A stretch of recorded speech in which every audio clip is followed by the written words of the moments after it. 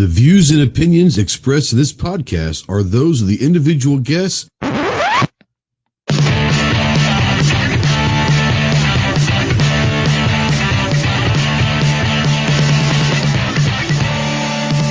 If you're a sensitive snowflake that may get easily offended, then turn this off immediately. If you want to hear the real truth about the gun culture, then stick around. This is the Armed Citizen Podcast.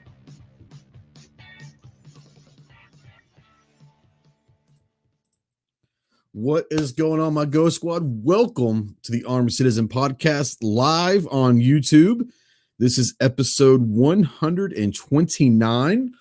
We are live as always on YouTube, and this will be taken afterwards, be played in replay, but also we'll take the audio and put it over on all of your favorite podcasting hosting sites. So if you're out there and you like listening to podcasts, we'll have it on iHeartRadio, Spotify, Apple, Stitcher, Google Podcast, SoundCloud, anywhere and everywhere that you probably can find a podcast on, we're probably going to be on there. So let's we're going to have a good time tonight. We've got a couple of links out for people that might be joining us here a little bit later, but tonight we're going to have a fun discussion. This is something that I filmed a couple of the Carry 365 videos, and the first one will be released on Thursday, I believe, Thursday. And if you guys aren't aware what we're doing with the Carry 365, it's kind of promote concealed carry, but it's also promote carry in general. It doesn't have to necessarily be guns. It could be med kits, tourniquets, whatever.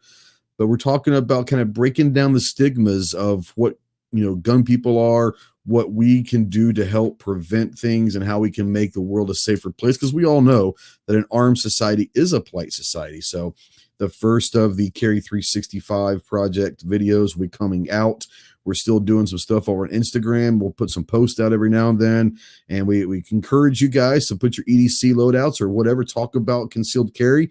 Use the hashtag Carry 365, and we encourage everyone to do that. We'll like it. We'll probably share it, so be involved with that. So we appreciate everyone that's already doing that. Let's run through the crowd real quick before we bring in our guests and all that. Mandatory Carry came in a while ago, said he got called into work, but his partner will be watching. She's not as bad as she sounds, but he did send in a $10 super chat. So thank you so much, Mandatory Carry, for the $10 super chat. Greatly appreciate it. G23's out there. The Tactical Reaper. Grim is out there. 223's out there. Said that he was in my neck of the woods doing some work today, and he didn't call me. That's kind of pisses me off. If you're going to be in my neck of the woods, you better call me. Send me an email, something. Shoot me a text. Nothing else will come say hey and all that. But 223's out there. Mr. FNH is out there. Nighthawk. G23 says he's sick as a dog. G23, hope you feel better, bro. Buck's out there. Gun loving grandpa. Let's see who else is out there. Rich White, the 1% is out there live. Toby's out there. Our good friend Toby Gross with Gear Report, and he's got his own projects going, but go check out Toby over there on Gear Report. Fixed Bayonets is out there. Said that Semper Fi, brother, I'm on a diet, no crayons for me anymore. Horrible on his ass, and that sucks, man. You know how I feel about grape crayons, so I hope everything's going great with the diet. I've been on a diet for a while now, probably since just around Christmas time, and I know that one of our guests over here, I guess he's not really a guest. He's more of he's kind of the co-host or sidekick or whatever, but he's on a diet as well. Andrew Faulkner's out there. Excuse me. Tennessee Gun Guys out there. Gun Cleaners, Rod and Shelly Gates. Guys, if you haven't gone checked out our good friends over at the Gun Cleaners, go check them out. They've got the best cleaning solutions in the world, and I'm not just saying that. Because of friends of mine actually use it, and they're awesome. Go check out the Gun Cleaners. Rod and Shelly, good seeing you. Hopefully we see you soon in person. Clayton's out there. I met Clayton, I don't know, a couple years ago when training with Jaeger. So Clayton's out there. What's up, brother? 9mm Mia's out there. The better half. The only half that I can endure. So this is she is Pancake Boy's wife, and so we love me out there. night strokes out there. I hope you don't have a stroke while we're talking, but yeah, night strikes out there and all of that. So let's bring in our sidekick, our quasi co-host for the live version of the podcast from my home state, the great state of Texas, the tactical leprechaun, Clover Tack. What's up, brother? Hey man, hope everybody got out and voted. If there's still time to vote and you haven't, go do it. Midnight round is out here says bite it. I early vote every time. I like to go down and I normally do. Missed it this go around. I was busy and doing things and yeah. All good though. Got it done. It's interesting that people will complain a lot about politics and what's going on, but a lot of them don't vote. So my whole thing is this is just me, and I don't know if you feel the same way, but if you're not going to exercise your right to vote and be part of what's going on in America, then don't complain about what happens in November. Just saying. G23 says no voting in Oregon today. You didn't have the primaries, or what's going on? Did they? I don't know. That's interesting. Are they one of those caucus things or some weird something? Maybe some kind of weird. Some kind of weird something, maybe. The rolling trips out there. So what's going on? Yeah. So tonight, before we get going, I do want to say that for anyone that's worried about Clover out there, no leprechauns will be injured or harmed during the filming of this podcast. So can't harm a leprechaun anyway, man. Come on. That's right. That's right. Come on. We got a couple spirits, if you want to say. We can't be, can't be hurt. Right. Yeah. Yeah. It's all good. So, South Carolina did theirs. Nice race. They already voted. I think that was last week. I want to say that was last week. They had their little caucus or primary, whatever that was last week. Yeah, I'm not paying a lot of attention, not, like nationally or anything like that. It's just, for us here, and everybody needs to pay attention to that. I know a lot of people that don't vote in primaries because they have to affiliate with a party to do that and so forth and so on. But, here it's very important because I would say probably 75% of the ballot was unopposed. Yeah. And out of the others, about 90% had no unopposed in the primary, I should say, right? Yeah. And then about 90% of the ballot doesn't even have a Democrat opposition, right? So if you don't vote in the primary, you don't get a chance to weed through the Republicans that are good or bad or indifferent. You know what I mean? Right. And so often the elections in Texas are won in the primary. So it's really important. I don't like being identified as Republican and have to go in and you're Democrat or Republican. I don't like having to do that. But if I'm gonna help sway elections, that's just the evil I got to deal with. Yeah, and I think that a lot of people don't realize, people say, well, the primary vote isn't really that important. And that is so far from the truth. Like you said, there are some races, especially local, that are going to be unopposed, and that's fine, But you're also talking about your state level and the federal level. Like you said, if you have a race that's going on that has 6 or 7 or 10 different candidates for that race, you want to make sure that when it comes down to the primary that, you want your person amongst that group to be there. So a lot of people sit there and say, it's not worth it. One vote's not going to count. But we've all seen literally, here locally, and I'm sure you are too, in small counties and small towns, we're talking literally a vote of one could mean the difference of an election. So certainly less than 10. I've seen way more than once, multiple times. I've seen elections lost less than 10. Yeah. Let's see. Ozzy says that Illinois doesn't vote until the 17th. Okay. Gabriel out there says Biden wins Virginia, North Carolina, and Alabama. Well, okay, Biden's going to win the Democratic primary in those states. Aside from Virginia, I don't suspect North Carolina or Alabama would probably vote Democrat in the general election. I don't think they would, but G23 says, anyone paying attention to Super Tuesday? Not right this second, I'm not, but I do keep, when I get home tonight, I'll definitely figure out about it. What's going on. So yeah, I'll hear about it tomorrow. Yeah, right. I'm sure there'll be a lot of videos or something out there tomorrow when it's talking about the primary election. So anyway, so what we're going to talk about tonight, guys, is EDC loadouts. And this is something that I get a lot of questions on. People email me or they see me out in town or whatever. We'll talk about EDC loadouts. And I think that the interesting thing about this is 95%, if not more, of those conversations are about the gun. Okay. What gun do you carry? What gun should I carry? Well, most of you know that I've got about 4 or 5 guns that I rotate through my carry rotation.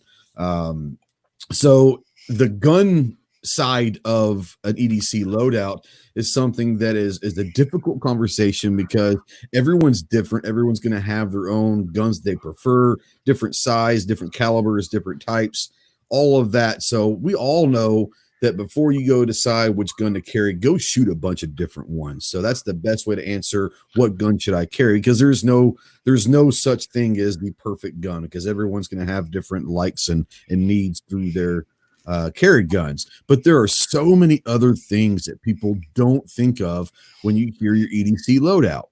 And, we're not just talking, pocket knives, first aid kits, if you wear like an IFAK on your ankle or something, a tourniquet, wallet. Some people consider a wallet because now they have these kind of tactical wallets that can do multiple things.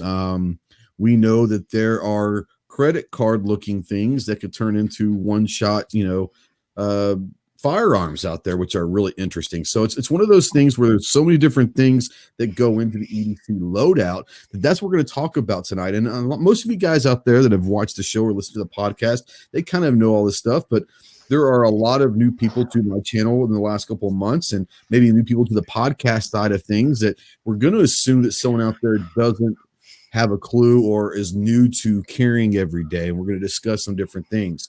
So I want to start out by saying, obviously Clover knows that he doesn't have to give any information that he doesn't want to give out to the public. But aside from your gun, I think you carry a G42 most of the time. I would say 90% of the time. Usually. Yeah. Aside from your firearm, what other things, if you would recommend to someone, what are some of the options that people could or should at least look into for the EDC loadouts? Little things that I think people don't realize. A little bit of paracord, and you can do that real easily with like a paracord key fob, or something like that, like a little paracord keychain, something like that. I think having some paracord around, pretty good idea. I smoke, and I know a lot of people don't, but I think a lighter is a cool thing. For several different reasons. I mean, first of all, let's just take the Good Samaritan, whatever type thing. I mean, how many times does a shady individual come over to you and ask you for a light, you know what I mean, or something like that, and you think, well, he's sizing me up, or this, that, or the other. And I don't know, I can't tell you the number of times I just gave him a lighter, you know what I mean, just as a goodwill gesture that kind of throw them off, right? It's like, here, and they're like, oh man, thanks, and then it's like, oh, they go to hand it back or something, and you're like, oh, just keep it, and so maybe that changes their mind from, hey, we're sizing this guy up, we're going to rob him, to, hey, this dude's all right. You know what I mean? Because he gave us a lighter or whatever. So, I mean, you got that aspect of it. And then obviously the fire aspect's a no brainer. And then the lighter is almost the perfect size to go in your fist. Another thing that I like, when we're talking about putting in my fist, is an answer this, I think, on a Patreon Q&A recently, was my little Streamlight Micro Stream, so flashlight, of course, and it's a single AAA, so it's the same way. I mean, it fits pretty good in your fist, really strengthen everything up if you have to land blows, right? And then what else is there? Oh, a pen. A lot of people don't think about a pen, but man, even a Bic can do some damage, man, right there. Yeah, I mean, it doesn't have to be a tactical pen or anything like that at all. Man, just a Bic or a standard click pen or something. You're talking about, plastic sharp enough. You can certainly jab with it if you ever needed to. Yeah. Let's Plus, see. I mean, when do you? And let me back up and say this. I think with a pen, a pen, and I said a Bic and stuff like that. Certainly better than nothing. But when I say pen, a pen that is capable of writing on your arm or your skin or your clothing, right? Because you don't know when you might get in a medical situation or some kind of situation to where, you have to be able to record some data. You don't want to forget it for whatever reason, right? And so if you're able to write on your clothing or your skin or something like that, it could be beneficial. And if you're using a pen that it's hard to do that with, then of course it makes it even worse. The great thing about these little Sharpies here, these are fine point Sharpies, and you can write on anything with this thing. So I always have one of those around. There's some really good stuff coming in. Nighthawk sent a text in, which if you want to text your questions in, you can to 530-364-4678. That is the Armed Citizen Podcast hotline. So you can send those in. But he says a clear mind, and that is absolutely a clear mind is, and it sounds funny, but it is a great answer, no doubt about it. Let's see here. I like it. Positive attitude, right? Yeah, all that good thing. Andrew Faulkner says hand sanitizer is going to be mandatory. Well, this time of year, especially with all the different illnesses going around, hand sanitizer. If you're not a germaphobe, okay, I'm not a germaphobe, but I always will have some hand sanitizer. Maybe not in my pocket or anything, but I'll have them in my car. So if I'm around town, I'm shaking people's hands or whatever, I get in my car. I want to get some hand sanitizer in. Let's see here. 223 says PT 111 Taurus Gen 2 in a Karambit folder. Is that what it says? Karambit? Okay. Fixed Bayonet says, I love my folding trench knife. Pink says best EDC, the best EDC for Speedos. Go. So if you're out there, Pink's gonna do that. Rod out there says the Canik TP9 Elite Subcompact Extra Mag Knife and Flashlight. Flashlight didn't even, I've got a little Streamlight USB about that big, and it's a wonderful and it's bright as hell. So yes, flashlight's big. Mia agrees with you, Clover, says that she always carries paracord in her flight bag and in the car. Because everyone does, but what is it used for? Anything. That's the answer to that. Paracord, and I tell you what, you take a pin and some paracord, and you've got a tourniquet pretty quickly. Yep. At least enough to get you to point B. You're talking about anything you need to secure or potentially restrain. If you're talking about potentially, let's say you only have what's in your pocket and it's a survival situation, you can do a lot with a 8-foot piece of paracord, which is nothing if it's woven or whatever into a keychain or something. It's easy to get 8-10 foot in that. But 8 or 10 foot in between a couple of saplings or a couple of car bumpers, and lay some stuff up against it, and you've got kind of makeshift shelter or tent there. So I wish I had it in here. It's outside. I mean, not outside, but it's out there a little bit, so I couldn't go grab it. But on my keychain, have you ever seen what a monkey knuckle is? Oh yeah. So on the end of my keychain has a paracord strip that I've got 12 foot of paracord plus a monkey knuckle. A monkey knuckle will do some damage enough to get you away from something if you had to, but once again, it's just more paracord. And as you found out in Vegas, paracord could be used as a belt or something when your button breaks on your pants. Right. Yeah. Paracord is awesome. So no doubt about it. Let's see here. Well, that's where the lighter comes into play. The knife's pretty common, but that's also where a lighter can come into play. If you carry paracord, you cut that paracord down. It works better if you can sear those ends. Yeah. So I carry a couple different things with me. Right now, this is a Gerber. That's the knife that I'm carrying right now. I'm not a knife snob. Those are cheap knives, man. These are cheap knives, but man, it is sharp. It's a serrated blade. It can really do a lot. More importantly, is if you have to go fisticuffs. And you were talking about a lighter can do that. But if you had to go fisticuffs, you put that in your fist, that's going to do some damage to someone's jaw. So I like that one. And then also I have a SOG. They're talking about Leathermans out there. Now this isn't necessarily a Leatherman. It's just a SOG, but it's got a blade and it's got some pliers on it, and it's just something that's real simple. If you need to get something real quick, I always will have this or a Leatherman around. A Leatherman's great, a great tool to have no matter the situation. But yeah, pocket knives, I'll have auto blades. Most of my knives are auto blades. I really like them, but I do like this. It's just it fits my hand well. It feels good in the hand, and all of that. So yeah. Toby says 2 thumb drives, one with live run Linux like Tails or Kali for non-permissive environments or discrete data recovery, the other with Windows-based remediation tools. Okay. I used to do that. Yeah, I don't know. I mean, I guess I could see that. That isn't something that comes across to me, but sure. Yeah. I don't need it anymore, but I used to carry flash drives. There's all types of, PC related tools and stuff on them. Yeah. JS says Ghost got my sticker today from your SHOT Show fundraiser. Thanks, guys. No, thank you, and thank you to everyone. We're seeing a lot of posts out there on Instagram, and Facebook. Awesome. Thank you so much for that support. You guys really don't know what it means to us. Holy shit! So, a blast from the past, Stealth Hunters. I hadn't seen Stealth in a long time. Hope everything's going well for you, bro. Stealth's out there. Let's see here. F&H says he carries an old ass discontinued Cold Steel XL half serrated Voyager made in Japan. If it's made in Japan, I guarantee that blade is pretty badass. Yeah. Agreed.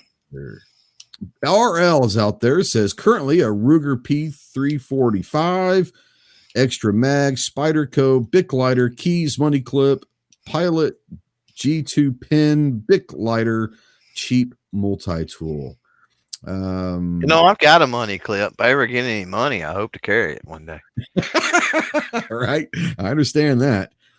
Andrew says that TSA took his giant marble out of the monkey fist.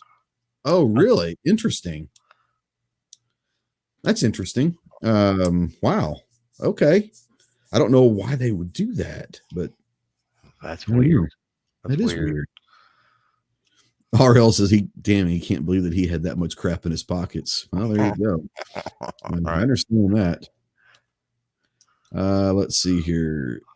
Boom, boom, boom. I think we caught up. Okay, so let's kind of go and break these down with belts. And starting off with belts. And, I don't know what your, opinion on belts is, but if you're going to carry, especially if you're going to carry a gun, you want to make sure that you guys have a really sturdy, good gun belt. Yes, you can go and find a nice leather belt that might be relatively thick, but you're going to have some overlap. You're going to have, over time, that leather, unless it's rigid, it's going to not, over time, it's not going to do what you need to do. There are belts out there that are made for gun belts, whether they're leather or synthetic nylon or whatever. But if you're going to carry every day, the first thing, obviously, besides the firearm, that you want to make sure that you're getting is a really good, solid gun belt.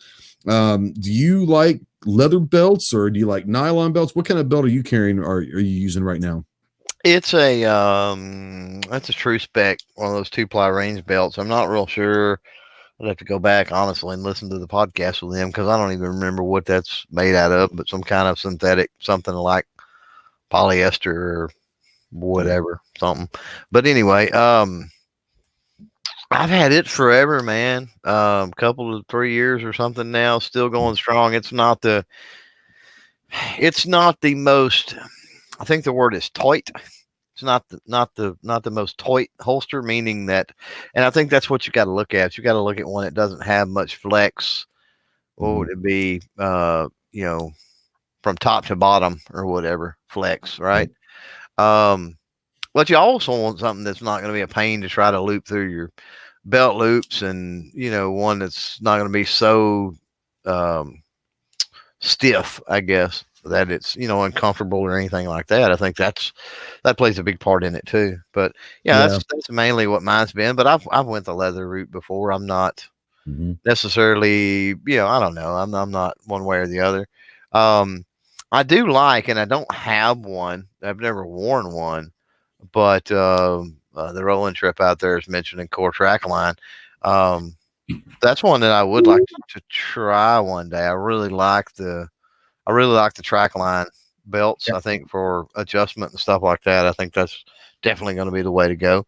So I would like to eventually probably get into one of those, try one of those, and maybe go that route. But I can't complain about the one I use every day. Yeah, I used, and I don't remember the name of the brand, so I'm sorry, but I used a belt for the last year and a half, couple years probably, that had one of those Cobra buckles on it, and I loved it. But the problem is after a year and a half or 2 years of wearing it pretty much every day, the belt would loosen kind of on its own through that buckle, which is not what you want, obviously. More importantly, it was a pain in the ass. I love the Cobra buckle design. I really do. But the problem I had with them is when I needed to take the belt off and put them on another pair of pants or whatever, I had to take the buckle off of it because it wouldn't slide, like you were talking earlier. It wouldn't go through the belt loops. And that was just, it drove me nuts. Right. So about a week or so before SHOT, I got a Core trackline belt. I think it's the X5 buckle. And like I said, I'm not going to try to flash everybody, but I always wear my buckle off to the side. But that is a Core Essentials belt, and I love it. It's durable. It's got a thick inner core that's going to. It's awesome. But I love about it is it's got the track line where it can be every quarter of an inch or something like that. It's got a new notch, so you can get it as tight as can be perfect to you, and it's not going to loosen on its own. So a lot of people are talking about Core. This is my first Core belt, and I love it. Let's see here. Pink says he uses a Deltec Force Zombie Distress Bull belt. Let's see here. A lot of people are saying Core 511's been mentioned out there. Let's see here. Still says the Walmart leather belt does a good job, and I don't think I got mine at Walmart, but I do have an 1.5 inch thick, wide leather belt that I will use and wear on occasions, and it does fine. I don't think that it's something that I would want to carry all the time with, because like I said, eventually that's not a gun belt. It's not made for carrying. So eventually that leather could possibly fold over or get a little flimsy and all that, depending on the quality and how it's made. I do like leather belts, but it's just one of those things. Blue Alpha Gear has been out there.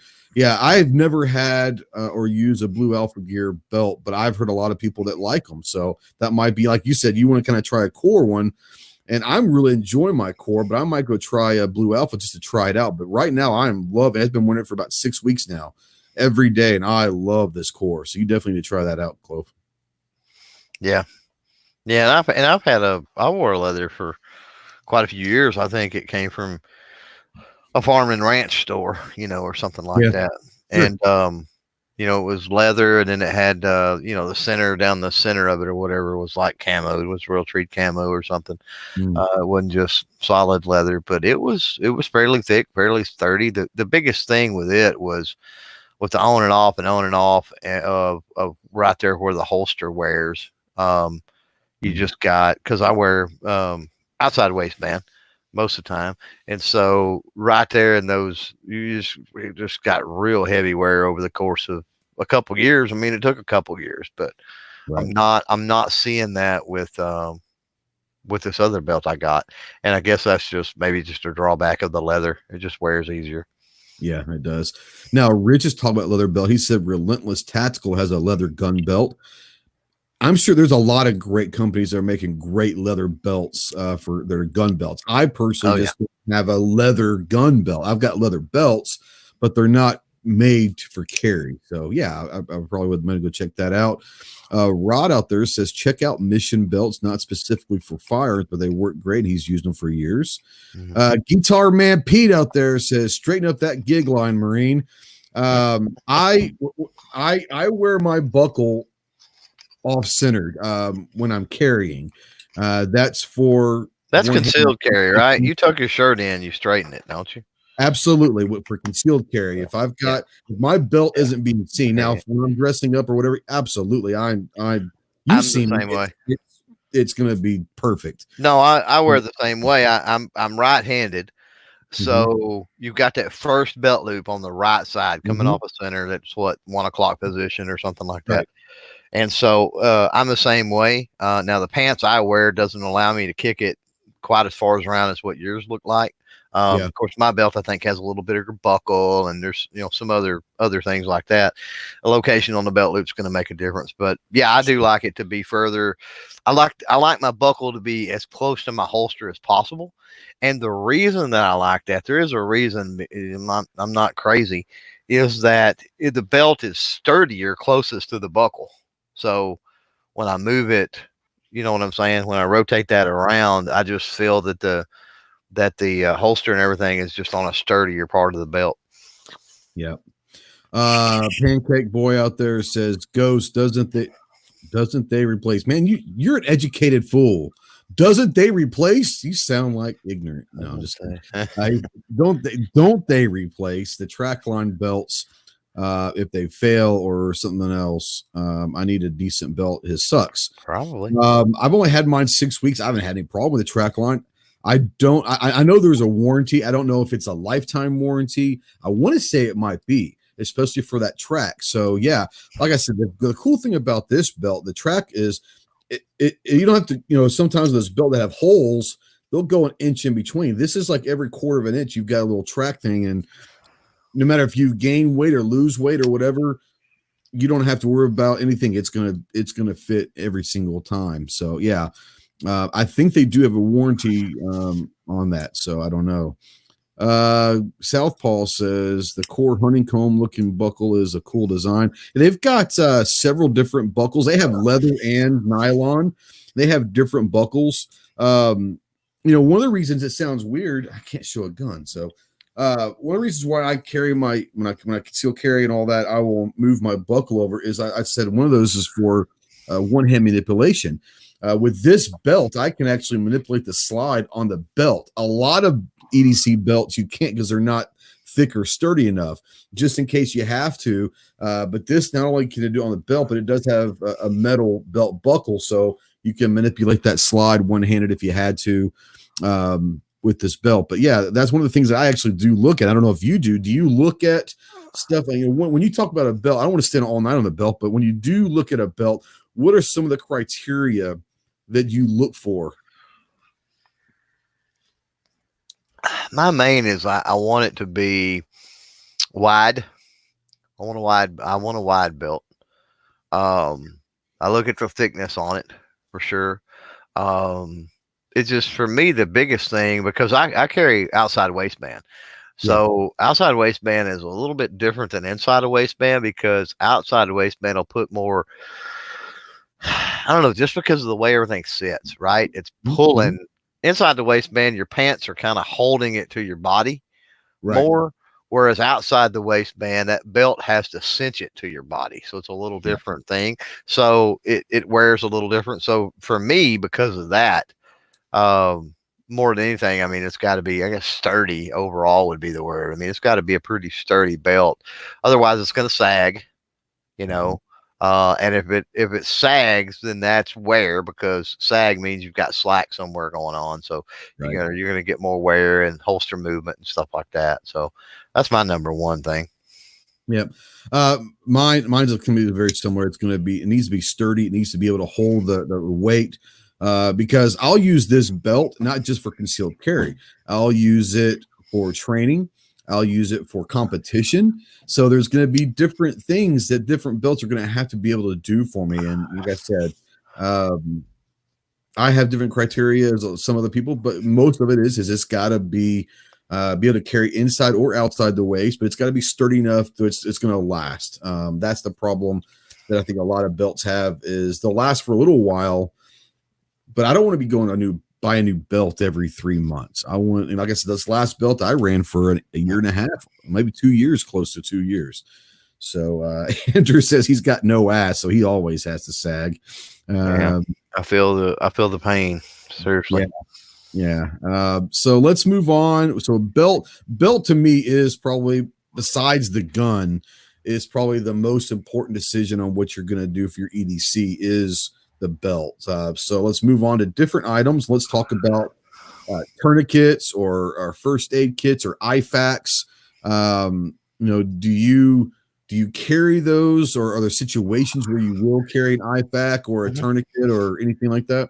Yeah, yes to all the above. I mean, I've always got varying levels of medical at my disposal, just kind of depending on what's going on. I mean, on my person, in the vehicle, at the house, obviously, I've got those varying levels. So, and that's why, I mean, this is good enough. And then, if there was a situation, let's say in a shopping mall or a restaurant or whatever, I can, you take care of whatever the immediate threat has been done, or, taken care of, neutralized, run off, whatever. And then, kind of, the number one thing, I guess, when you're talking about a medical situation and helping with the aftermath is just calming people down and getting the people that can, help. And then once you can get some help and, hey, take off your shirt and roll it up and put pressure here and do this, that can give time for me to get to the pickup and get a bag with all kinds of goodies if that's what I need to do. So having those, and everybody's situation is different. There's some people, I'm sure, that go to work and they're a long way from their vehicle, or they don't drive a vehicle to work or something like that. And so you probably need to think about carrying more on your person than that situation. But I'm not in that situation. Thankfully, most times I'm within 30 seconds. I could be to my vehicle, have my bag, and be back in. So, sure. Now Travis T out there says this flashlight is the most used EDC item. We're going to get the flashlights also, because I think a flashlight or a multi-tool, those are not just for self-defense. Those are for a lot of different things. We're going to get to that. I will say this. I have an IFAK ankle kit that I will take with me. I wore it every day at SHOT Show. I'll wear it to the range when I go to the range. If I'm out shooting or something, I'll have that. But I'll always have it in my truck as well. I have a first aid kit in the truck, a big first aid kit in the truck. And here's the thing that I want to discuss about this, because I've said it, and most people, I think, will agree that not everybody, I would love for the world to carry, but there are some people that we know that shouldn't be carrying every day, not because they're unsafe. It's just because they haven't made that mental decision that they're going to take that step mentally and say, if shit hits the fan and I'm in a place that I can protect people, I'm willing and able to do that. Until you make that mental decision that says, yes, I'm going to do that, then don't carry. But there are other things that you can do to be part of the solution, to be part of it. And a medical kit or a tourniquet or an IFAK is something that you can carry in a backpack, a purse, whatever, every single day. Because kind of the situation that you were talking about, Clover, is if you're in the mall or the shopping center or a gas station, whatever, and something happens where lethal force is used, obviously you're not going to be in that situation where it's going to be you with a gun. But let's say that I'm the one with a gun, and you've decided, Clover, not to carry, but you're carrying a first aid kit. So it's like you said, I take care of that initial threat with my gun. I eliminate that threat, including the person that I just shot. Everyone deserves a chance to live if possible. So now, instead of carrying a gun, you're just as important. And now that you're the first responder, or the first medical attention, you can literally save someone's life in that scenario. Even though you're not carrying a gun, you are just as important in a shit hit the fan scenario by carrying a medical kit, a tourniquet, or whatever. Well, I think that, first of all, I mean, I know for a fact, quite a few people actually, that they carry some type of medical equipment, gear, whatever, and they do not carry a firearm. Right. In fact, they don't even carry self-defense. They don't carry a taser, and they don't even carry a pocket knife. Really, I think their med kit may have a little pair of scissors in it, or something like that. Right. But they don't. Yeah, they don't even carry that stuff, right? So yeah, there's definitely a place for that. I think another aspect is your kids once they get of a certain age. I mean, even pretty good idea to get them some type of a little kit and get them accustomed to wearing something. And the reason is we're talking here about. We're talking here about a situation involving firearms, but accidents and stuff happen all the time. Yep. All the time. And so, not just if you're weighing the probability, you can't weigh the probability of needing medical gear the same way you weigh the probability of carrying a firearm. The odds are much, much higher that you're going to utilize that medical gear for some reason than you are the firearm. So yeah, absolutely agree that that's something that pretty much everybody out there should be doing for sure. Sincere says tourniquet on his belt always, IFAC on the plate carrier and in the truck, a full paramedic trauma kit in the truck. Yeah. Trauma kit's always in my truck. And people don't understand there's a difference between a first aid kit, a medical kit, and a trauma kit. They're different. So let's kind of go into that. I don't want to break down all of it because people can do that research and all that. But if for someone who's out there who is looking to maybe put together a simple basic first aid kit or all that to either put in their vehicle or to all that, what are some of the items that you would suggest, Clover, that are essentials? Now, obviously we can sit there and say this, and this, but what are the essentials that people need to go and look at if they're trying to put together an IFAC or something? Well, the biggest thing I think for on your person is going to be the tourniquet, right? Some type of bandage or gauze or some that athletic tape or whatever type stuff is pretty good. Something to adhere, because again, I mean, if you're in a shopping mall, if you're inside, you could grab a t-shirt off the rack, if you had something to secure that, right? And you could pack that down in a wound and tape it down, secure it, if you didn't have people to try to hold, pressure on it, or, or maybe tape it to kind of keep it in place, and the person who is injured could hold pressure on it. There's things in your environment that you can use. So look for things to carry that can assist you, right, in those types of things. From there, that's kind of an on your person thing. Obviously, that needs to be minimal. So you gotta weigh your situations. When you start getting into it's in the vehicle or whatever, you can certainly go a lot larger. Medications for you and your family, without a doubt. If you've got people with allergies, in your family, even for people that's not, but I mean, I don't subscribe to the idea of passing out medication like you're a nurse or a doctor. I'll offer it, and then if you want it, I'll hand you the bottle and you can open it and take it. You know what I mean? I'm certainly not going to take it out of the bottle and hand it to you. That way I've got some some leadway, right, to say I didn't give you that. All I did was offer you that. You took it. And then so I think that's a big deal. Obviously, bandages, things to stop, minor bleeding and stuff like that. You definitely want all kinds of little things like that for sure. So, from BandAids to butterfly dressings or whatever they call them, because sometimes you get cuts and scrapes. The butterflies are very important. Absolutely. You get stuff in weird areas, right? So, bandage, all types of bandages and stuff like that for sure. Antiseptic, water, an energy bar. A lot of people don't think about water and food in a med kit. But if you're talking about the shelf life of granola is a lot longer, as I was. Yeah.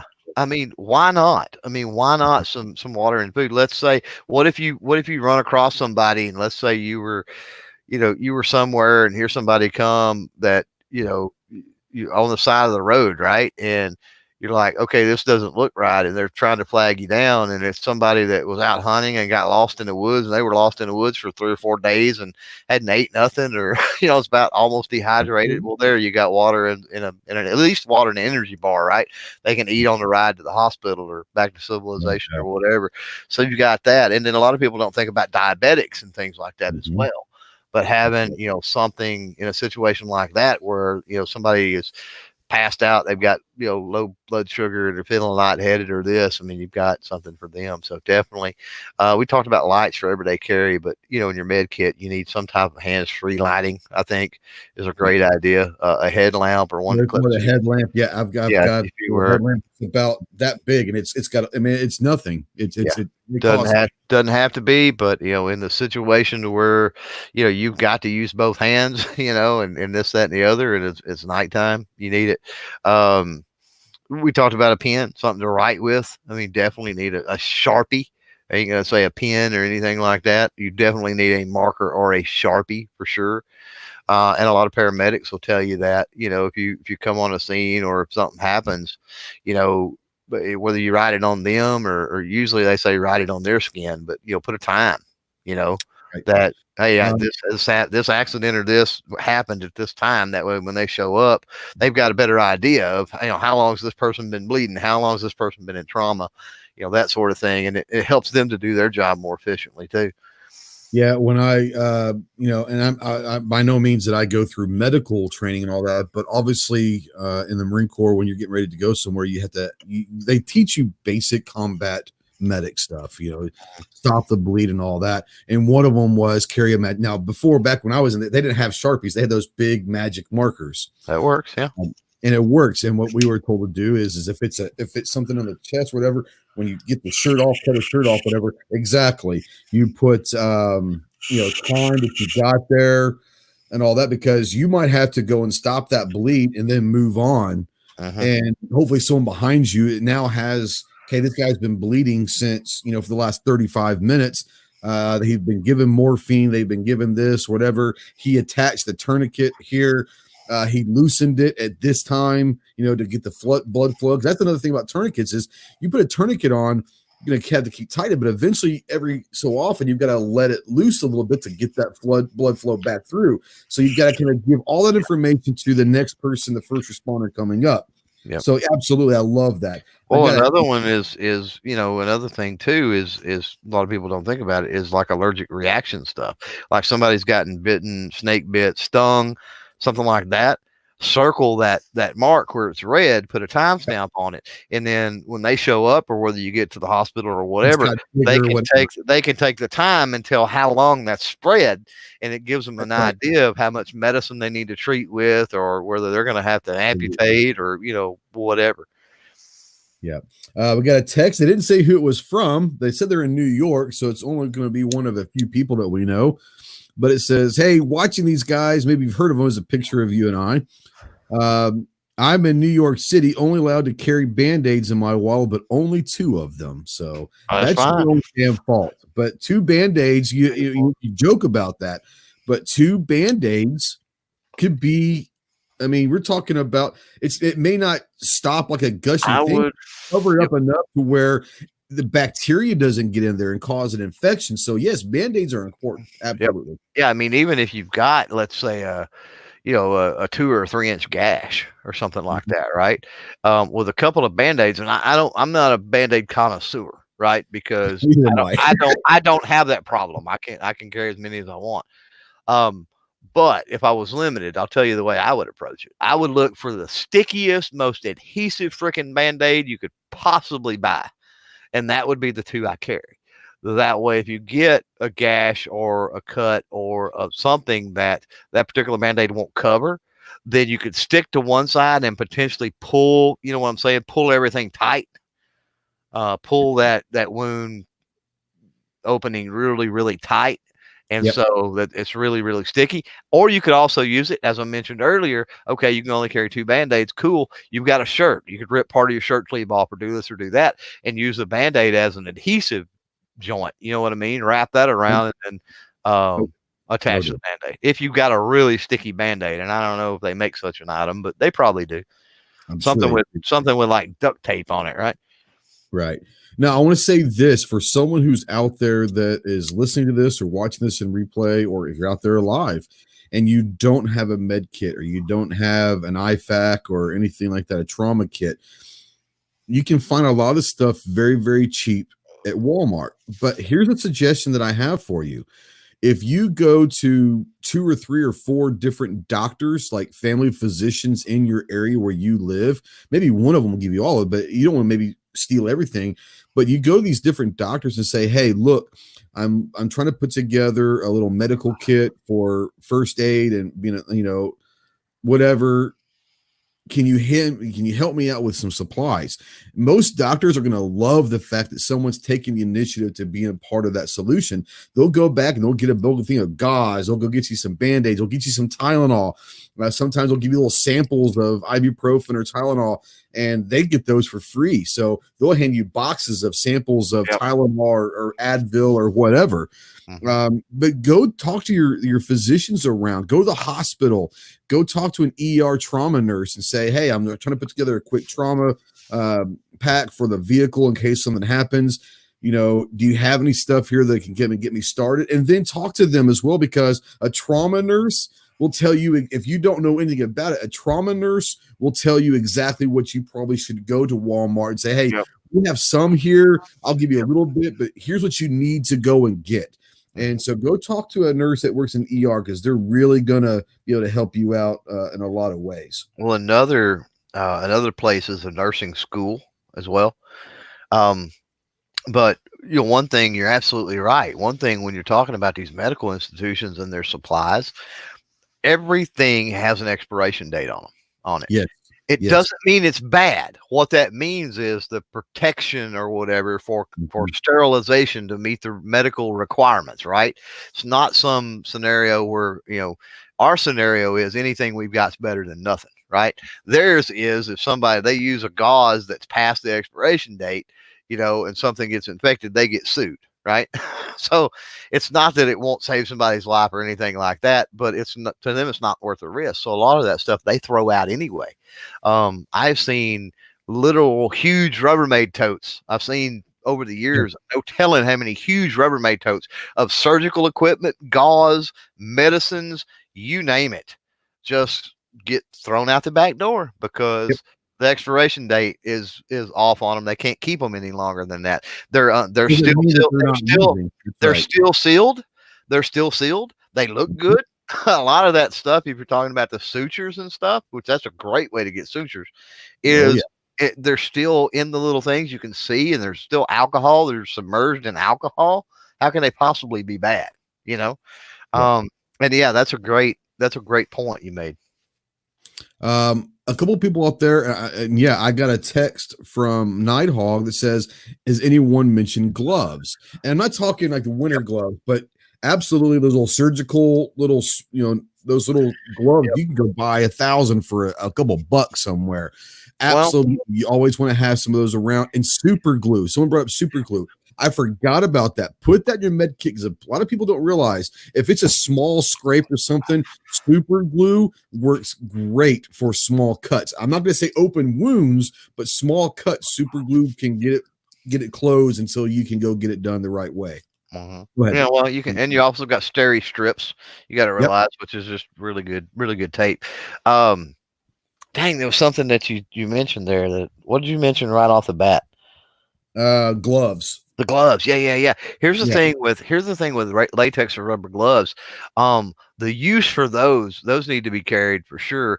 The use for those extends way beyond just the medical. If you're out and you get caught in, let's say, a situation where it's cold and it's rainy, right? Put those gloves on, then put your regular gloves on, right? And what that's going to do is that's going to keep the damp off of your hands. So you're probably, once those outer gloves, your big thick gloves, get completely soaked, they're going to be cold or whatever, but at least that damp is not getting to your hands. So that's going to make it a little better situation. There's all kinds of other perks to gloves. There was another if you've got even from changing a flat, right? Let's say that you're on the way somewhere or whatever, and you got to do something, and you don't want you to get your hands dirty at that particular time or something. I mean, gloves are cheap and they're great for a lot of different things. Yeah. Those latex are great. Even can use them potentially on a small enough, like maybe a baby or a small child, could potentially even be used for a tourniquet. Yeah, I never thought about that, but sure. Yeah, most definitely. And we're going to go back into what we were talking about a long time ago, but for the first aid kit, Paracord. Paracord, you can go and get 100 feet for $3, at Walmart or wherever. And at this point, does it matter what color it is? You're not going to make but paracord could be used. Get the stupidest, nastiest color that they can't sell that they've marked on clearance. That's right. You can get them for $1. Right. Yeah. There's no doubt about that. No doubt about that. Yeah, they're talking about FNH is talking about liquid skin. That's basically it's basically super glue that they've marketed and branded as liquid skin for the people that don't want to put super glue on. It's super glue. Well, it's kind of the difference. We've talked about this before with using animal medications rather than people medications. Yeah. There are some trace elements and things in super glue that can damage the skin, and you really don't want to get in your bloodstream. And odds are they going to cause a problem? No. But the liquid skin is medical grade. Is basically what it is. Medical grade super glue. It'll last a little bit longer. Probably take care of bigger gashes or cut. Yeah. Now the liquid skin, if you try to reverse it and use liquid skin as actual super glue, it doesn't hold as good, right? But all you're holding with it's skin. So That's right. Yeah. Now 223 has a great point. Yeah.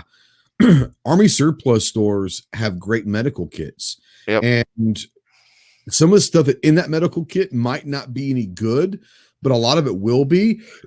But you can go into a military style medical kit, a field combat kit, and at least get an idea of what they have in there, and then go replenish what you need to replenish. Absolutely. Great point. And some, the Army surplus here, they actually have a section that's a build your own kit. So they've got everything there, and it's like, here's the pack you put it in, and then they've got all this stuff, different stuff lined up, and everything has a little individual price, and then you put it all in there. And if you buy basically the kit, then they give you, once you get through adding it, then they give you something like 20% off, right, or something like that. So it's a build your own thing, which is pretty neat. Now Mia's got something out there. Being a nurse, you would know this, and it's an interesting point. We're not really going down the rabbit hole of CPR, but we can touch on it. But she says that if you stop to help someone who requires CPR, in some states it's illegal to stop CPR until the ambulance arrives and takes over. Yep. So it's a great point. If you're going to commit yourself to doing CPR, one of two things has to happen. Either make sure you know the laws in your state that you're in. Doesn't mean your home state. You could be anywhere. Know the laws of that state when it talks about CPR, or two, just be prepared to continue CPR until first responders get there. That's a great point. I don't want to go down the rabbit hole because we can have a whole hour and a half discussion just on CPR and all of that stuff. So that's why it's important too. I mean, if you ever go through any medical trainings, even range safety officer certifications, things like that, it gets into communication, right? And that kind of gets into the attitude and whatever that somebody meant earlier. I mean, that's something that needs to be in your EDC too, is the ability to communicate. And one of the things is finding out as quickly as possible who here can help. Who else here knows CPR? Okay, cool. I'm going to do it for 5 minutes. You do it for 5 minutes. I'm going to do it. That way you can catch a break and you can do it until EMS arrives. You know what I mean? Now, what do you also? Yeah, go ahead. Who here has a cell phone? Something as simple as that. Who here has a cell phone? Yeah, I've got my cell phone. But if I'm attending to this person here, I can't call for help, or I can't relay information to the police or the EMS or whoever, or call families or anything I need to do. I can't do, right? I need somebody to be my mouth and my ears for me. So being able just to communicate that things and kind of organize the scene, so to speak, is an important skill to have too. Yeah, I want to touch on a couple different things about that. One, yes, that goes back to the very first thing that Nighthawk says, a clear mind. And a clear mind, and more importantly, staying calm, breathing yourself, keeping your heart rate down, keeping yourself calm, because the whole thing around you is going to be nuts and crazy. So if you're calm, maybe not only are you able to communicate, but other people will see you being calm, and maybe they stay calm and make more rational decisions. The second thing is also, I love what you're talking about, having more than one person, or hopefully there's more than one person that can do CPR. Understand this: if you've ever actually had to utilize CPR on an actual human and not, Billy Bob the dummy, I need you to understand something. If you never have, I hope that you never have to, but if you do, understand that there is a better than good chance that you're going to break some ribs. If you're not breaking ribs, then something has gone wrong. Unfortunately, you have to be very careful about that. But just understand that if you've never done it before, there's a good chance that you freak out that first time. If you hear stuff cracking, it's not necessarily a bad thing, but you want to make sure that you're trying to keep, if you are having to, make sure that ribs around the heart, are not going to hopefully puncture the heart or whatever.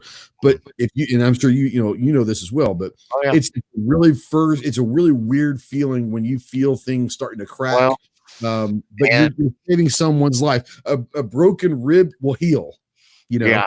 And this is gonna sound, I don't know, this might sound gross or it might sound funny, but it's a reality. And in all my medical training areas that I've done, which is not extensive, but I have done some. This is one of the things they push. You can't be afraid. This is gonna sound funny, to rip somebody's clothes off, because you can't. You got some woman down, whether she's 19, 32, or 87, and she's got an underwire bra or something. That's got to come off. Yep. It's got to come off. You can't CPR on top of a wire, you just can't do that. So, and you're going to have to get over the being shy or timid or, whatever, and realize that that's a life and you're trying to save a life. It's nothing, there's nothing gross or indecent about it. We got to do this. If you've got people around, get somebody to grab a blanket or a shirt or something and kind of lay it over the area, stand there and hold it over the area. That way all the onlookers and everybody else at least aren't getting a free peek or something if you can. But, at the end of the day, you got to do what you got to do. Yep. Now, Pink, this is something that is a great point, and he's not contradicting what you were saying, but he is adding on. If you're by yourself, okay, and you are the only person that can show up and help be a responder, he is absolutely 100% correct. The new phones, whether it's a Google phone or Apple, you have Siri or the Google Assistant, both of them can be utilized using voice commands. Hey Google or Siri, call 911, put phone on speaker. So you don't have to touch it, and now they're dialing 911, and it's going to put the thing on speaker so that you can call 911. That is something I didn't think about, but that is very much true. All phones these days, especially smartphones, are going to have some sort of voice command control. But if you are the only one, you don't feel like you've got to take your hands off. Put that thing down. Hey Google, dial 911, put phone on speaker, and boom, it's done. So great point, Pink. That is wonderful. Absolutely. Screaming Skull Saloons are the same thing. So it is. Oh my! I hope my phone's not actually doing it. My phone is actually trying to call 911. It's just a podcast. Sorry. Podcast. Sorry. It just says, "Are you sure?" We've got you on the line. It actually asked me to say, "Are you sure?" Yeah. So, hey, you could put them on the podcast too. Maybe they could answer some questions. So, hey, since we got you on, a wonderful idea. Since we got you on 911, since we got you on, no doubt about it. So, yeah, it didn't actually dial it. It was getting ready to. I thought my phone's going nuts over here, and I realized, oh shit, it picked up my voice. It does work, folks. So before we get out of here, one of the biggest ones we talk about are pocket knives and lights. And once again, there are a lot of different size of lights. There are a lot of different kinds of lights. There are a lot of different sizes and kinds of knives. This could go on. These two objects could be a podcast of their own. Like I said, most of the time I usually carry little auto blades. I'm a big auto blade guy. In Arkansas, I could carry a katana, a samurai sword, anything with a blade's legal in Arkansas. So know your state laws. Some people aren't going to allow auto blades. This right here, I've got a bunch of these little kind of type of knives right here, just folding blades. This is a Gerber. This thing is cheap as hell, but it's got a serrated edge. And the reason why I like serrated edges is not because it's cool looking, but it actually can serve a purpose. When you're out in the woods or something like that, you've got to, the serrated edge is serving a purpose and all that. Obviously, you want a nice sharp blade. Once again, this could be used as you put in your fist. So when you're talking about knives, I know that you're actually more of a knife connoisseur than I am because I'm really not one. What are kind of the things that you look for and attributes to that knife that you look for carrying for EDC, not just a regular knife around that, but an actual pocket knife? What are some of the things that you're looking for? I'm not concerned with, first of all, I mean, I don't think size is a concern. I mean, if you've got a 2.5 through 3.5 inch blade, something like that, probably gonna do you fine. I'm not a fan of serrations. Yeah. But that's just me. I like a smooth cutting area all the way down. Serrations are more apt to get nicks and weird things going on, and they're harder to sharpen. And there's just a lot of reasons I don't like serrations. Not that I don't have knife with serrations, because some of them I like the knife, but I mean, I got to make that concession, right? Because the blade's serrated. It's like, well, okay, I like the knife, so I'm going to do that. Yeah, the biggest thing I think is don't go so crazy with it that you need some big honking knife that it is a pain in the butt to carry around or something like that, right? Kind of the same way as when you're talking about your pistol, your handgun that you're carrying. I mean, carry something that's practical. It's useful and it's practical, right? I don't think brand is even a big issue when you're talking about a knife. In most situations, if you're talking about using it in a self-defense situation, right? It's going to be a stabbing motion, and even a cheap knife is going to be pointy enough. You ain't going to have a problem with that. So I don't think that's going to be an issue. So don't even concern yourself if you're worried about, well, my everyday carry, I don't want to lose it, or this, that, and the other. Get a $6, $8, whatever they are, Ozark Trail at Walmart or something. I've got 10 Ozark Trail knives. Yeah. Wonderful. Yeah, or a truck stop knife, or whatever. Doesn't matter, right? And it's going to cut rope, and it's going to cut up everything. It just as good, right? You may have to sharpen it every now and then, but yeah, it's going to cut. It's going to cut just as good as a high dollar one.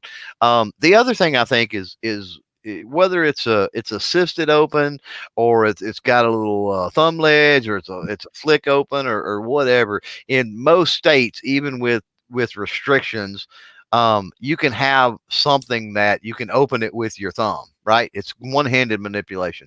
And that's another thing I think is important. A pocket clip and one-handed manipulation, I think, is important in an EDC knife. Absolutely. I couldn't agree with you more on most of those. Most of my knives do not have serrations. I like this knife, and that's why I got this one. Most of mine don't have serrations. I actually, my favorite knives that I have I've got that one. Those you can get those at Christmas. I wasn't being ugly or nothing earlier when I said they're cheap knives. You can get those at Christmas in like a 4-pack for $20, and there's 4 different sizes. I've got the smallest one. I've got it. It's actually on my medical bag. Yep. I like this knife. Most of my knives are auto blades.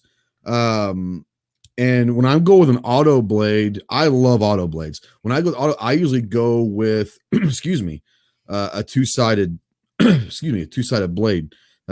So most of them aren't going to have, or maybe one of them will have a serration, but most of them are pretty clean. Great point out there. G23, I love this. He says, I have a ProTech knife that he picked up at Coastal. I guess it's a store. For $10. It has a seatbelt cutter, a glass breaker, and a flashlight and compass on a knife. That's awesome. People don't understand. One of the reasons why the serration might be good is for seatbelt cutting or something like that. Some knives, it might grab it and all that. It might help a little bit. A glass breaker, phenomenal. I love it. A compass and a flashlight, fantastic. Now, just for a basic cheap one, you can go to Walmart and get a little Swiss Army knife. It doesn't have to be the big, thick everything 26. It could be one of these basic, simple ones. But like you were talking about earlier, this is a cheap, just normal Swiss Army knife blade. It's not going to do a whole lot of damage to you, but it is point enough. If you're just trying to get away from someone, that's going to puncture. It's at least going to hurt the hell out of them. But you've got, more important, you've got screwdrivers, you've got Phillips head, something like that. If you're not one of those going to carry a Leatherman or a multi-tool, a first aid, Swiss Army knife would be great for you. Go ahead. With the force applied with the stab, right? With the stab in motion, because it's not like you're just barely sliding in. You're actually going to be pushing into the body when you do it, right? Correct. So you don't need a very long blade. I mean, if you're dealing with somebody that's very portly, right, then obviously you need a little longer blade. But anybody that's remotely, thin-skinned or fit, let's say, that's what I said. 2.5, 3-inch blade. You're gonna get organs, man. It's gonna happen. More importantly, they're gonna get the hell away from you for enough time to get out of there. And that's also potentially another reason to not carry a high dollar knife for your EDC is, what if you stick somebody and they run off with your knife in them? Well, I never think about that, but sure, I can see that. If you which there are knives out there that's $200 and $300, they run off with $200 or $300 knife. Well, that sucks. You could have just gave them the $20 in your wallet. You know what I mean? Yeah, you go get a nice Kershaw. You can get it's the ones like you're showing there. They're not expensive. The Kershaw, Gerber will make an expensive knife also. This is just kind of they do. Yeah, but $10 to $20 knife, $10 to $20 knife, perfect price range, man. If you stick it in and for some reason it stays and they run off, it's a $10 or $20 knife. You can go get another one. Yeah, and I don't know if they're all like this, but you're talking about the outdoor the Walmart brand. Ozark Trail. So I don't know if they're all like that, but here at my Walmart, back in the back where the guns and ammo are, they have a little thing for knives. But right off to that's a little kiosk that they've got just hundreds of those Ozark Trails, and you can get them for somewhere like $2. Most ones like $12. I mean, you can watch clearance. The ones that were like $7.98. Yeah. We were in Walmart here, I don't know, a couple weeks ago. And I went one way, my wife went the other, and then we met up, and she had an armload of knives. And I'm like, "What are you doing?" And she's like, "They were on clearance for $1 a piece." And I'm like, "Was that all of them? Did you get all of them?" Because heck yeah, for $1 a piece. Mm-hmm. She's like, "Yeah, I bought everyone. I picked up everyone they had." And I'm like, "Okay, good." So they're wonderful. And I was in a situation. Every time I go to SHOT, I could check a gun and travel on a plane with it, but I don't feel the need to, and we can have a different discussion on that. But I always do have a knife, and I usually take 3 knives with me to Vegas, not just for me, but if someone else wants one. Now, and you were talking about a situation where someone's kind of sizing you up. If you don't remember, a couple of years, maybe 2 years ago at SHOT, we were out in a parking lot at one of the night events that we were going to, and we were out smoking, and a dude starts walking towards us. And the first thing I did is make sure my knife was in my hand and all that. Don't know what this guy's walking over to us for. But he ended up talking about wanting a cigarette, which was fine. And then we started talking about music. He was a music producer, whatever. But yeah, I mean, a knife, I promise you, a knife can get the job done. If you can't carry, you're not willing to carry a gun, whatever, a knife will get the job done. Not just for self-defense, but for a lot of different things, for medical, for anything. So yeah, we've talked a lot about some really good topics. Most important thing, guys, if you're out there watching in a replay or in listening to podcasts, use a comment section below. If you have any questions on some things and items that you want to know about carrying, whether it's knives or first aid kits or tourniquets or flashlights or whatever, please go ahead and ask them. The only dumb question is the unasked question. We were all kind of in the boat where we were all at one point starting out and didn't have a clue what to do. And so yeah, if you're interested and you have questions, email them, put them in the comments, not a problem. If anybody out there, if you have anything else that you want to talk about real quick and ask about EDC items, we'd love to have you. Thanks, Roll and Trip.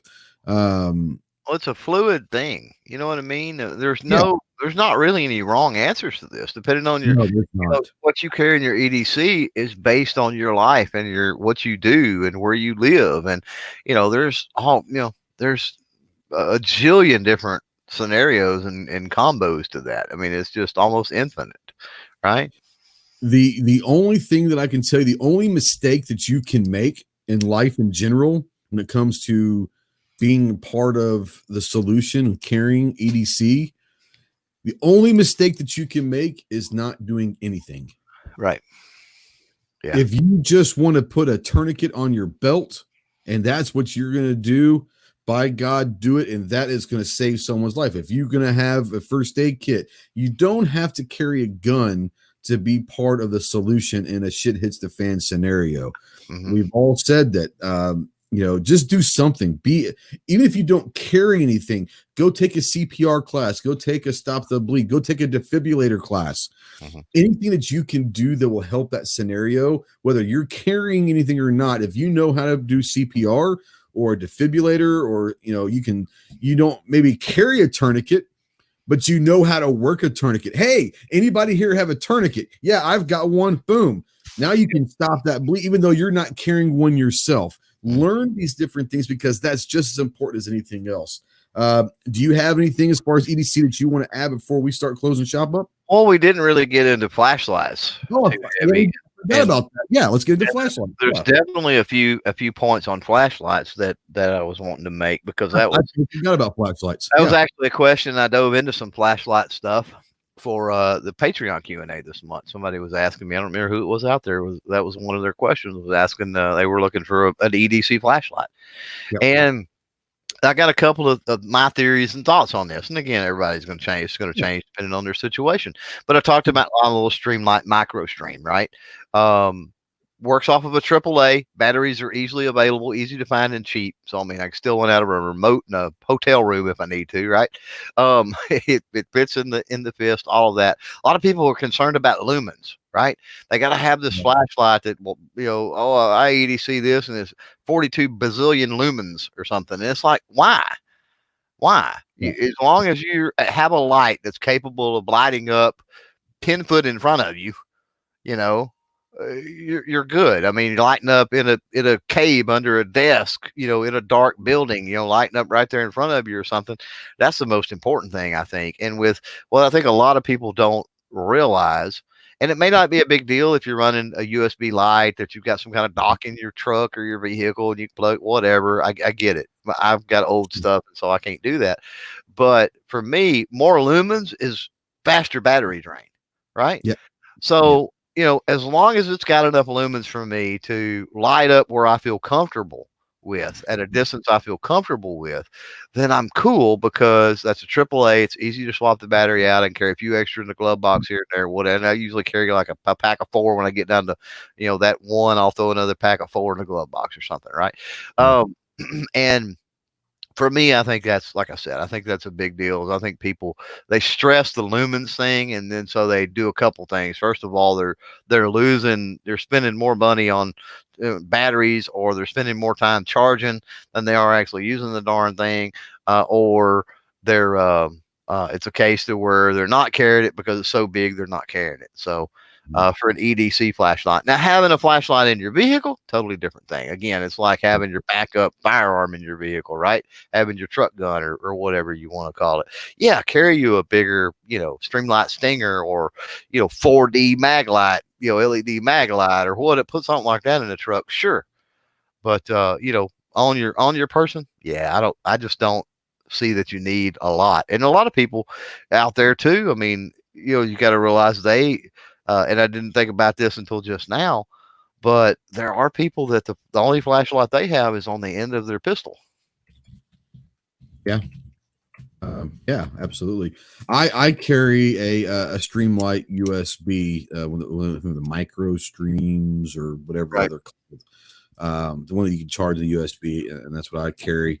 But I'll tell you one thing that I have probably literally like 100 of, like literally 100 of. You can go to Walmart. And once again, we're talking Ozark Trail, but Ozark Trail has LED flashlights. They're about 3 inches long. They've got like a rubber coating on that. They're pretty durable. They cost you $1. They're $1. And over the years, I've got like hundreds, and I've got them. I've got several in every room in my house. I got several of them in my car. I've got, they're everywhere. My wife says, God bless, no more flashlights, but you never know. I will say this about an on body, on person flashlight. I agree with you that in 9 out of 10 times, the flashlight doesn't have to be crazy lumens where it's just bright as hell. I do agree that have a big a big one and a bright one in your vehicle or whatever, unless this, and I'll say this, unless you don't carry a gun, then I think that a flashlight is your self-defense. And people are going to sit there and say, what the hell? You're not going to hurt. You don't understand. If you can get a small enough flashlight that if you're not going to carry a gun, but you have a flashlight in your pocket, if someone's walking up and you flash a bright ass light in their eyes, they're going to do this. They're going to cover their eyes. And what does that give you time to do? It gives you time to get the hell away. Right. So in a situation that you're not going to carry a gun, then I would get the brightest, smallest flashlights you can find. And don't be stingy on the money on that, because a flashlight is a self-defense weapon. But if you're going to carry, then I agree. You don't necessarily have to have the brightest lumen flashlight in the world just on your person. Well, I don't think, and I still, I get it, but I don't, or I get the premise. I still don't think it requires that many lumens, because in a low light situation, even lower lumens, even let's say 100. I think my little Streamlight micro stream's like 250 lumens, which is one of the highest lumens for that small of a flashlight. But most of them run around 150. But even 150, if it's a dark situation and you put 150 lumens in somebody's eyes like that, it's gonna cause night blindness regardless. Yeah. My buddy Lance Fires. Lance is a family friend. He's a young man who is serving our country in the Air Force. He lives up in Alaska right now. He's stationed in Alaska. He watches the stuff up there, but family friend. I'm actually having dinner. Reese and I are having dinner with your mom and dad Friday night, Lance. So we're going to see them. But the great thing about Lance is when he was in high school, he worked for me for some time. But Lance always talked to himself about himself in the third person. So I always like making fun of Lance Fires. So Lance Fires is here, and Lance talked in the third person. But he's he's trained as an MP. I'm not sure what he's doing now. He's been promoted, so I'm not really sure what his job is. But he's an MP in the Air Force, so he kind of knows a lot of stuff especially about lights. And he says, for his money, the best flashlight is Surefire, dependable and durable. You pay what you get. You pay for what you get. It's hard to find a good, durable, cheap flashlight. In a lot of cases, you're right. If you want something good, it's going to last. Yes, you're going to, no matter what it is in life, it doesn't have to be a flashlight, whatever it is in life, chances are you're going to have to spend a little bit of money to get something that's better. But there are really good budget products out there that you can find that may not be the cheapest, but they're definitely not expensive, that are going to do great. So I would say, go check out a bunch of different stuff and try some out, And it's application. I'm not an Olight guy, by the way. It's my Olights. I do not like Olight. About a year and a half ago, I think you were probably involved on it too, but I actually said no when they asked if I wanted to be part of the big Olight, and then Olight's just blown up because they're just giving them away. I'm not a big fan of Olight. I have an Olight. They are not bad for what they are. The problem that I have with them is I don't think that over time I'm going to want to worry about if they're going to work or not. They're great when you first get them, but I've heard horror stories 6-8 months down the line of them not work anymore. So it is what it is. But yeah. Well, Anyway. I mean, in my comparisons the other day when I was doing the comparison on the little small ones, the Olight was one of those that compared to my Streamlight Micro, the Olight was 180 lumens, the same size, same profile, AAA, the whole nine. The Olight version was only 180 lumens instead of 250, and it was $30 instead of like 15. There you go. So it's like, why would I go, not knocking Olight, but why would I go Olight? And to what Lance or whatever had said earlier, it's, you know, like with anything else, flashlights are purpose driven, right? So I'm not going to disagree. I'm not a Surefire fan, but I'm not going to sit here and tell you for a second that Surefire is a bad brand or it's garbage or anything else, because it's not. It's a good brand. I went from Maglite into Streamlight, and I'm pretty much a Streamlight guy now. Where was I going? Oh, you're not going to buy like the scenario you were talking about with having, you know, one in the cupboard here in the house and one in this drawer and one in your desk drawer over here. And, you know, you're not going to go buy a Streamlight or a Surefire, you know, 10 of them to place all around the house. So again, it's purpose driven. Same way when you're talking about, you know, if you've got your Surefire light that you EDC, then, you know, are you going to buy another Surefire light to go in your med kit as like a backup or in the med kit? Or are you just, because you have your EDC, that's that Surefire or whatever, are you going to go with a cheaper light now for your med kit or your med bag or whatever it is, right? Well, for me, I'm going to spend money on two different kind of flashlights.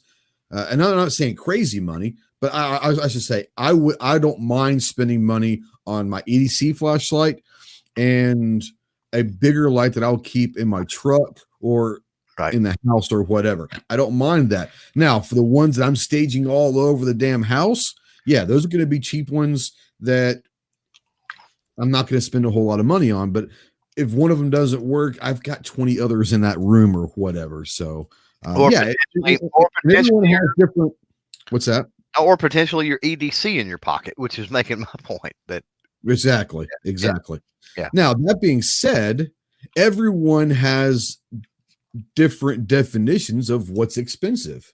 So, you know, and we're not telling you to go to, I'm not going to shit on any brands. I even though I'm not a big fan of Olight's business model, I have no problem with, you know, like I said, I've heard horror stories about a year later, some of these lights just not working, but I've also heard great things about Olight. Surefire, what is it called? Surefire and Streamlight. God, it's a tongue twister. Right. You know, there's companies out there that have been around a long time. Utilize what you're going to utilize, but understand that having a light of some sort can save your life. It doesn't matter how bright, it doesn't matter how big, it doesn't matter how expensive.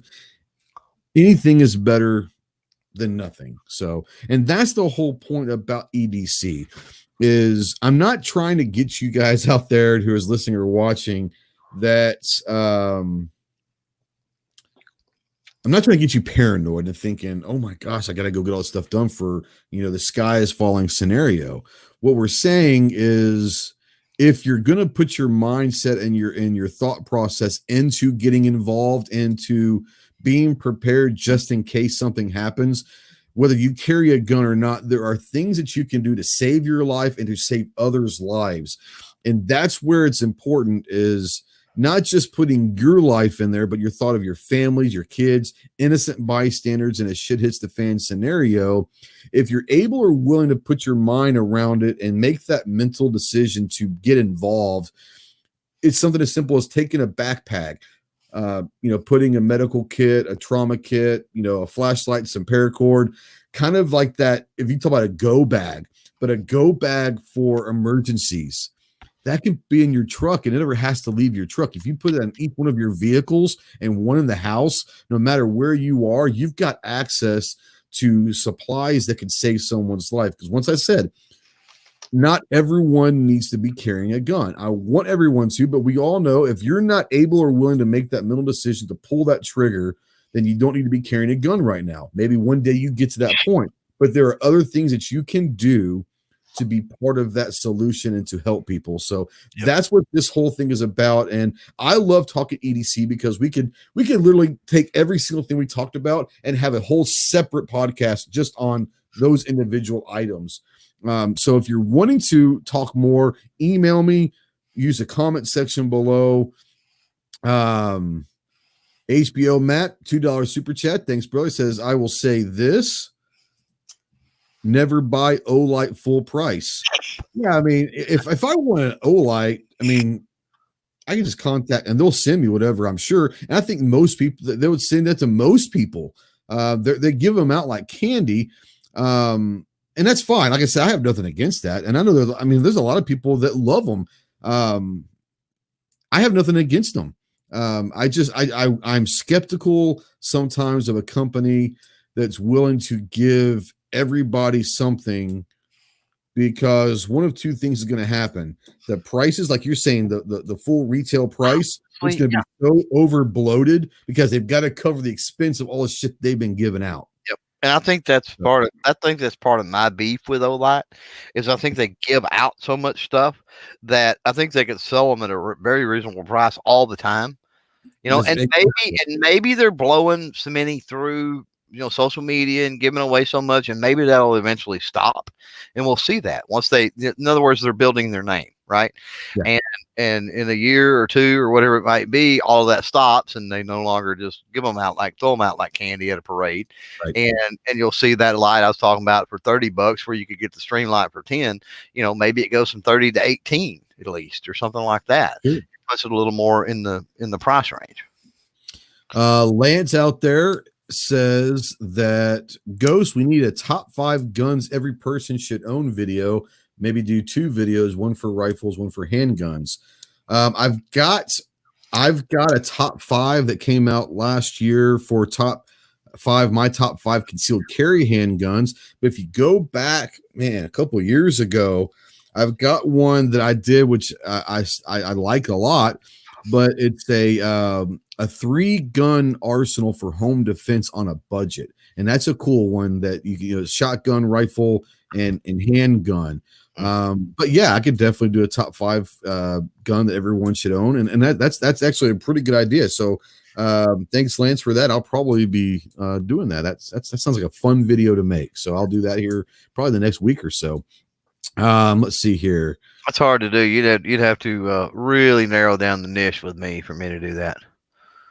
Well, I would say that the top 5 handguns, I don't even know what niche you want to go into. Because the top 5 9mm, it'd have to be the top 5. I don't know. It'd be top 5 9mm for home defense. I mean, when you got into rifle, you'd have to be like top 5 bolt action, top 5 right. So lever action. You'd really have to break it down because it'd be hard. It's hard for me to pick. You just say top 5 like firearms, right? That's a tough one. God, it's a tough one. Very subjective list that could change any day of the week. Let's see here. Okay, they're talking about Sin says you can get all these expensive flashlight for pennies on the dollar via buying direct from the manufacturer in China. The markup is insane. Not only the markup's insane, but tariffs are going to mean there's all sorts of stuff that are behind the scenes that are going to make those markups. Now, here's something I'm not going to go down this rabbit hole, but there's something to be thinking about, guys. Understand with the coronavirus that is prevalent in China, a lot of these factories are shut down right now. So be on the lookout for different products in America in the next few months are going to start running dry on inventory, and prices are going to go up because these factories have been shut down for several months, which means they're not producing a lot of these items. So just this is just in general, not having to do with firearms or knives. Or in general, a lot of products that are brought in from China are going to start running dry here in a few months because they're not producing anything right now. Well, and it's not just stuff that is produced in China, but you got to realize that a lot of stuff, the parts come from around the world, and it's assembled in the U.S. Right. You know, it's everybody sees it as a U.S. company, but they don't build the parts here, and that's going to be a problem. Yeah. So we are running right at an hour and a half. So once again, thanks guys for watching as always. Anything else you want to bring up on this topic? If not, then go ahead and plug what you want to plug, Clover. I think I covered it all. I'm not really going to plug anything. I'll say thanks for the show. It was a good show. Had a good conversation. Thanks to everybody out there watching. Thanks to everybody that bought in and helped us out with the SHOT Show thing and the stickers. Hopefully everybody gets those without incident. Been a lot of people got them already. So really appreciate that. And thanks to everybody who helped with that project. Absolutely. Who's on Fire on Friday this week? Ooh, that's a good question. You know, I'll have to get my calendar and see. Had Casey from Fiocchi was on last week, so anybody can catch that now wherever podcasts are sold, so to speak. We got True Spec. We got Mike with True Spec on this week. Right on. There So you go. and I talked about that a bit earlier when we were talking about belts. They've actually got a new belt, some new pants, and some other stuff on the horizon and coming out. We talked about those, so catch the podcast Friday and learn about all that stuff. Awesome. I do want to give a shout out and want to say thanks to Gizzard Gary out there. Gary's one of the greatest people you'll ever meet in your life. If you don't know Gary, go check him out. But he is truly one of the greatest guys ever. He's been out there just pimping. He is the hype man. Wherever he's at, dude, he is the hype man. Yeah, him and Unknown User does a good job with that. Yeah, too. User does a great job. I haven't seen User tonight, so he might be working or something like that. But I will say this, and Gary did bring up a good point. Tomorrow night, Trigger Plus P channel. He put a link out there, so go check that channel out real quick. And basically, that is the Gun Snob, SARS from C4 Defense, and Obnoxious One. They started up the Trigger Plus P, and they're going to have, I think, their very first podcast, the Trigger Plus P podcast, tomorrow night. I don't remember exactly what time. If Snob's still out there, let us know what time, and it will be on the Trigger Plus P channel. So once again, Gary put that link out there. Go subscribe to them. Snob, what time is a Trigger Plus P podcast tomorrow? And I think this is the maiden voyage. It's been in the works for about a year now, and just with everything else with work and all the different things going on in life, it never really did happen. But go check out these guys. But Snob, what time tomorrow is a Trigger Plus P podcast if you're still out there? 8 Central. So 8 Central, 9 Eastern. Go check out Trigger Plus P podcast. I'm looking forward to it. It's kind of one of those that all three of these guys are good guys, but together they're hilarious. Clover and I are good friends with all of them. We've been around. We know the antics that can happen. And I'm sure they're going to have a great time, but they're also going to have some really awesome guests and have some serious discussions. But these guys are great. Their personalities are great. They're funny. And this is just another one of these podcasts that I have to add to the list now. I'm already listening to about 19 different damn podcasts in the gun community alone, much less everything else. But this is definitely going to be one that I'm going to do. So Galloway's got a lot of cool stuff too. I've run quite Galloway stuff for many years. Oh yeah. So they're G23 says hoping to do a video this weekend. There you go. Telling you guys, I can't stress it enough. If you're out there and you're willing to turn the camera on and you're at the range, or if you're having a discussion with someone, I can't tell you how Clover got this started, but I literally got started in this YouTube thing a few years ago, literally shooting at the range, and a guy at the range says, you should do a video. And I did the old selfie for the very terrible. But if you're willing or able to, the more cameras that we can get, the more, documenting the two-way, the more cataloging we can get and search SEO on the internet about positive two-way stuff, the better we're going to be. So if you're able or willing to turn a camera out there, do a video. You don't have to go live, just do a video, talk about whatever. And if you do that, make sure you put the link in the comment below it. I'll go take a look at it and I'll share it for you, because I really want people to get out there and start turning the cameras on again. We used to talk about that all the time. And we need to get back, especially with 2020 elections. We need all the positive positive pro two-way content that we can get on the internet. So guys, once again, thank you for watching live. To all my homies out there watching live, love you guys. Thank you to all my patrons, love you guys. If you are a patron of mine, I talked about the Carry 365 video that's coming out Thursday. It is on Patreon right now for my patrons only, so you get a couple days head start on it. If you want to go check it out, you can, but it's over on Patreon right now. Thank you once again for watching. If you're watching in replay or listening to podcast, once again, use that comment section below and let us know what your questions are, any comments, and even negative comments. We like hearing all. We can't get better if we don't know what we need to fix. So Elster's Rifles and Reloading says, amen to that, Ghost. Us gun tubers help push that segment forward more than you know. It's amazing how much reach that people have and they don't even realize it. And Shane Bain out there says, great show. Thank you. It was a great conversation. Thanks to my buddy Clover for always, like I said, he's part of my family, and he's obviously part of this podcast on the live side and all that. So thank you for coming on, buddy. Yep. And I know that you've got a couple new things that have come in. I'm not going to give it away. Oh, I don't care. New stuff that have come in. I think you got a couple of laptops and you've got some other stuff. I'm assuming you're probably going to be doing some videos on a new laptop eventually and all that. Or is there going to be maybe an after hours on a laptop possibly down the road? Yeah, I'm thinking about firing up an after hours this week, actually. Okay, great. I don't know that we're going to talk about the laptop, but there's been some other things going on YouTube wise that I figured we might talk about. Absolutely. So I've missed it. I've missed that show, and assuming I can get the laptops lined out. If anybody has bought a new computer and had to switch all their software and files and all their stuff over and everything else, it's a logistical nightmare because it's one of them things to where, and I just want to try to tell my wife when I was moving all her data over to hers, I'm like, now you want to go through this, and anything that you don't need on this new laptop, you don't just need. I mean, put it on your external drive and be done with it, right? So it's not just a matter of you've got to get everything on there you need. It's a matter of you've got to parse through all the junk that you don't need and make sure you don't pull all that purge a lot of that stuff. It's a great time to purge shit that you exactly kept for no reason over the years. Yeah, it's like, why do I need 80,000 thumbnails for videos of the past? Right. I mean, I might need those one day. Sure, they can stay on the external. I don't need them on this laptop or my emails.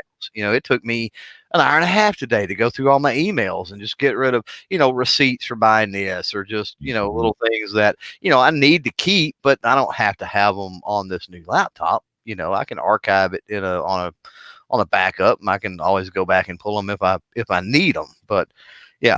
It's a nightmare, and I'm sure there's plenty of people out there that understand the plight. Yeah, Gun Snob out there says #bring after hours back. I agree. After hours is one of those things that's gonna have to. It's gonna be a sporadic thing. Yeah. I think it's interesting without going down a rabbit hole. We're getting ready to close this out, but sure. I think it's interesting that I never thought about, and you were talking about with your new video card. Mm-hmm. Some of the video editing software that you've used for years and years and years may not have updated and are now not compatible with the latest video card because they haven't updated yet. So that's a whole nother issue that you have to worry about, that now you might have to use an editing software that you've never used before. Yep. I was concerned with having a video card that was nice enough that it would do it, right? Yeah. I never even considered getting one that was so nice none of the editing softwares would work with it yet. Right. So, yeah. Well, and we were talking on the phone earlier today, and I think it's an interesting thing because I think the video card that you have on this laptop was meant for gaming more or less. Mm-hmm. And so some of, like you said, some of these software companies that run these video editing software are going to be slower to update their system to these cards because most of the people that are using these particular cards that you got are using them for gaming. Yep. But what you found is it's such a powerful card that it's going to, when you do find software that works, it's going to cut some of that processing time in half because at least in half. Yeah. Now here's the thing, Snob says #Adobe Master Race. I want to hear what Clover has to say about Adobe with this new video card. No, Premiere does not support it. There you go. Been there, done that, tried it, doesn't support it. So yeah. Yet, So, anyway, yet is the key to that. So yeah, I may have to use all of them. Adobe might be one of the first ones that would upgrade it just because the massiveness of Adobe. I've found a couple, that'll work with it, and they're really similar to what I'm using now. I don't think the learning curve's going to be crazy with it, and so I'm just going to have to use something else until may have to use it for a year or heck even 2 before other things come around, but not a big deal. Yeah. Guys, we've been on for an hour and 45 minutes. Go check out what's left of Hit or Miss over on Night Strike One's channel. Don't. I'm just kidding. Go check them out. I want to hopefully think that in the next 15, 20 minutes or so over on Sandhill Shooters channel, you'll have the Get Off My Lawn podcast. They usually come on at 9 Central. I haven't seen anything that it's not going to come out, so I'm assuming that in about 15, 20 minutes, the Get Off My Lawn podcast over at Sandhill Shooters channel. So go check him out. Yep. Go check out CloverTac, all of his stuff. His website is clovertac.com. You can find links to the 11 million different places that he's at. So go check out Snob and go check out all the people that are on here that are doing content. And not only go watch them and support them, subscribe to them, but share their content. Once again, the more shareable and the more content that is Pro 2A that we can get cataloged on the internet this year is going to help defend the anti 2A stuff that's being put out there. So if you're willing and able to make your own videos, if you don't want to make your own videos, thank you for watching all of our stuff. Share it on Facebook, on other places that people might enjoy it. Once again, every share is as good as anything else. So thank you guys as always. Weston, be safe, brother. We will see you next week. We might have sometime this week. We might have a special edition. I'm working on getting some really amazing guests that are together right now doing something. And if I can get them on a laptop and they can maybe get together real quick, then we might have a little special edition Armed Citizen podcast this week sometime, maybe tomorrow afternoon. So be on the lookout for that. Once again, thank you for always watching live. Thank you for watching and listening and replaying on podcasts. We love you guys. Till next time, Semper Fi.